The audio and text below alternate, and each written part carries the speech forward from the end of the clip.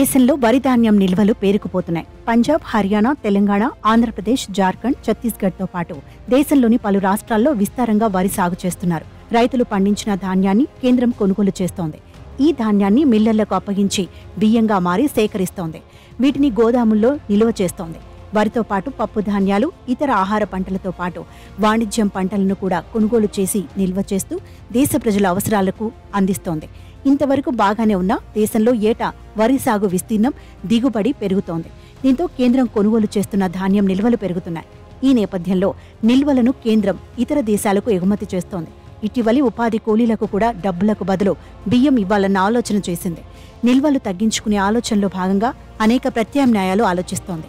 ఇదిలా ఉంటే వివిధ కారణాలతో దేశంలో వరి సాగు విస్తీర్ణం, వాణిజ్య పంటల సాగు పెరుగుతోంది. ఇదే సమయంలో తృణధాన్యాలు, పప్పు దినుసులు, నూనె గింజల సాగు విస్తీర్ణం తగ్గుతోంది. దీంతో దేశ అవసరాలకు సరిపడ పప్పు ధాన్యాలు, తృణధాన్యాలు పండకపోవడంతో వాటి ధరలు ఏటా పెరుగుతున్నాయి.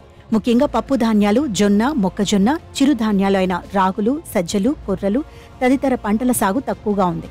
దీంతో వీటి ధరలు సామాన్యులకు అందకుండా పెరుగుతున్నాయి.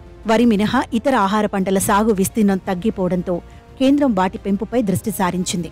ఏటా పప్పు ధాన్యాలు, నూనె గింజలు, జొన్న, మొక్కజొన్న పంటల మద్దతు ధరలను పెంచుతోంది. అయినా చాలా రాష్ట్రాల్లో రైతులు వాటి సాగుకు పెద్దగా ఆసక్తి చూపడం లేదు. పెట్టుబడి ఎక్కువ కావడం, తెగుళ్ల బెడద అధికంగా ఉండడం, కోతులు, పక్షులు, వన్యప్రాణులు పంటలకు నష్టం కలిగిస్తుండడం వంటి కారణాలు కూడా ఆహార పంటల సాగు విస్తీర్ణం తగ్గడానికి కారణం. ఇదిలా ఉంటే పంజాబ్కు చెందిన రైతు సంఘాలకు కేంద్ర మంత్రుల బృందం పప్పు ధాన్యాలు, మొక్కజొన్న, నూనె గింజల సాగు చేస్తే 5 ఏళ్ల పాటు ప్రభుత్వ సేకరణకు హామీ ఇచ్చింది. ప్యాకేజీ అమలు చేస్తోంది. సబ్సిడీలతో వరి లాభదాయకంగా ఉండటంతో పంజాబ్, హర్యానా రైతులు వరి సాగుకే మొగ్గు చూపుతున్నారని తెలిపింది. ఇతర పంటల సాగుతో వచ్చే లాభంతో పోలిస్తే వరితోనే ఎక్కువ ఉంటుంది. సజ్జల సాగుతో పోల్చినప్పుడు వరికి హెక్టార్కు 68,849 ప్రోత్సాహం అందింది. ఇది ఇతర పంటలకు అందుబాటులో లేదు.